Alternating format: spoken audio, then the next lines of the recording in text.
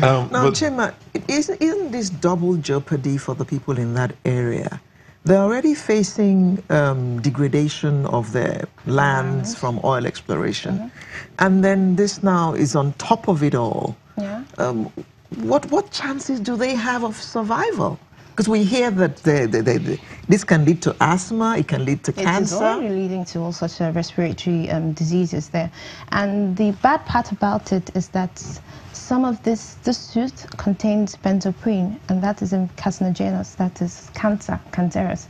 So we have cancer lurking around, and recent studies have been saying there's increase in cancer in Africa, and why would that be? So these are the causes, these are the issues they face. I think Niger Delta, especially Port Harcourt, has been highly marginalized, and they haven't been treated, I wouldn't say rightly, properly. Fairly, that's the right word. But we don't want to start saying that in those days of Granot's pyramid was 50-50, now it's 13% and all that. And they'll say, oh, the state governments get money, why don't they do all that? You know, all that issue.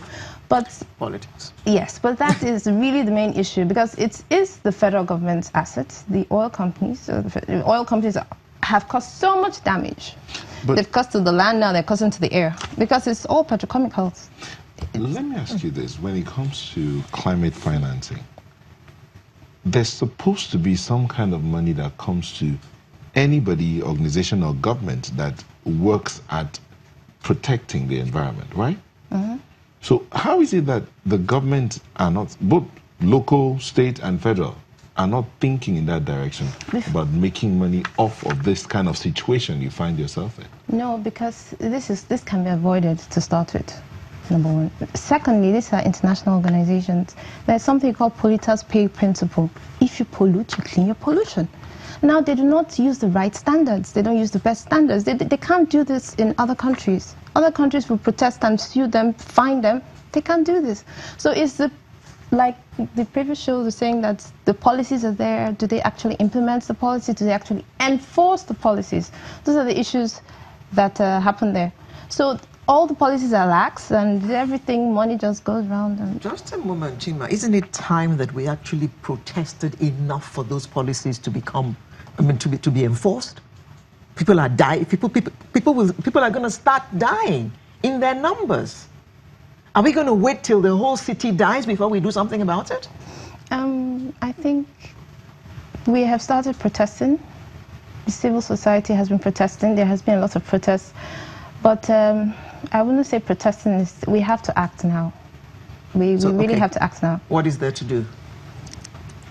We have to find a way to shut down. Presently, as we speak, we hear that UNEP, United Nations Environment, and the WHO are in Port Harcourt, finding out the situation, doing research and studies, analysis of what the situation is. But it's a serious situation, because when money is involved, especially in Nigeria, oil money, you can't just say you want to rise up, and what do you want to do against the government? Oil.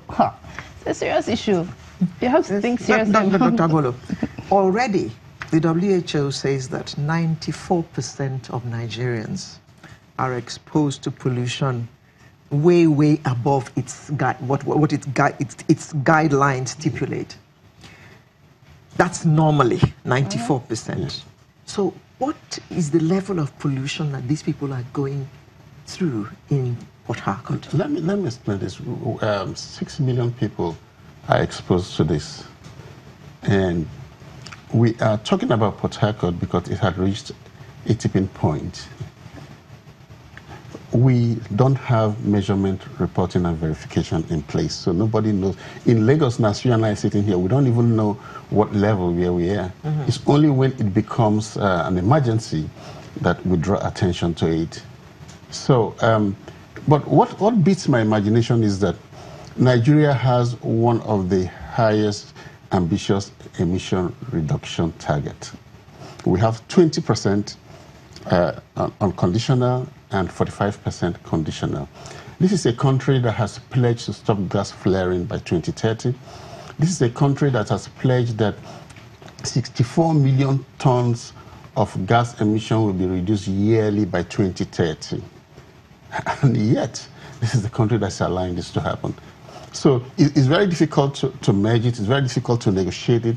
And talking about climate finance, the climate finance is based on emission reduction. We are looking at 45% emission reduction, conditional. Conditional in the sense that we will reduce 45% if you can assist us with funding and technology. And here we are allowing our agencies, the government agencies, to create more pollution. Which is why I'm asking. So how do you assess the government will not tap into how do you assess the finance?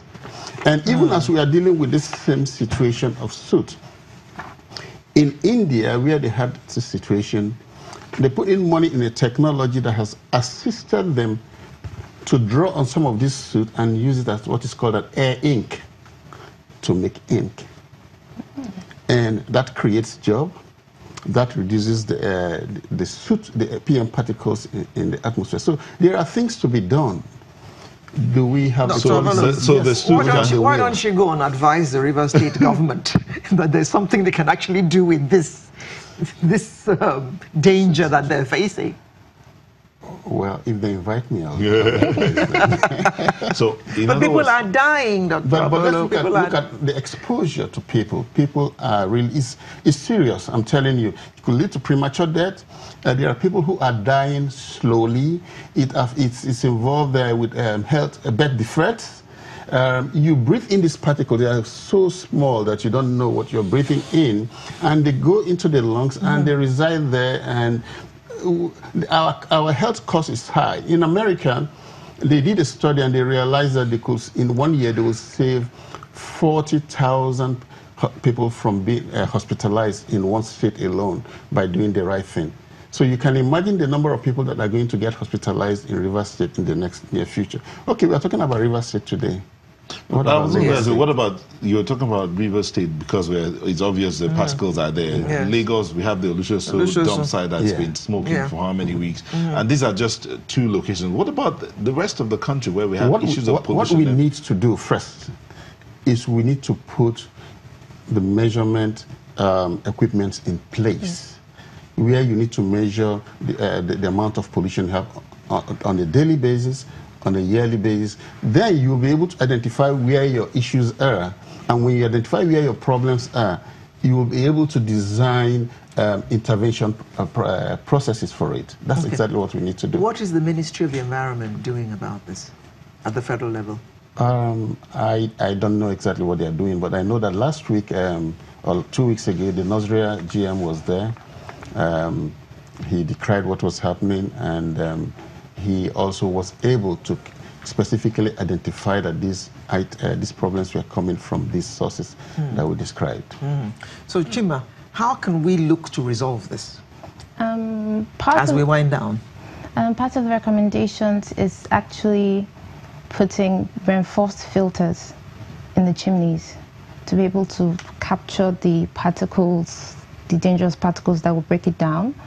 And carbon capture and storage, although that is expensive, but those are part of the things that, recommendations or things that you can do to sort out this issue.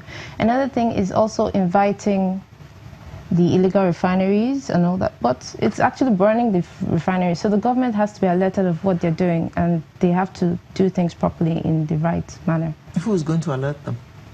Well, we have to have a stakeholders meeting. We have to bring everybody together. And so are you working on doing that? Yes, we're working on doing that. We are. We have to, it's a major issue, so we're doing that. Okay. Well, this is a very unfortunate story, but that's the way it is. I'd like to thank Dr. Paul Abolo, an environment strategist, as well as Chinma George, climate finance consultant. Thank you very much for coming to look at this problem with us. And we hope that the governments at the federal and the state levels will begin to do something so that lives will not be lost unnecessarily. Thank you very much. Sunrise will return in just a moment. Stay with us.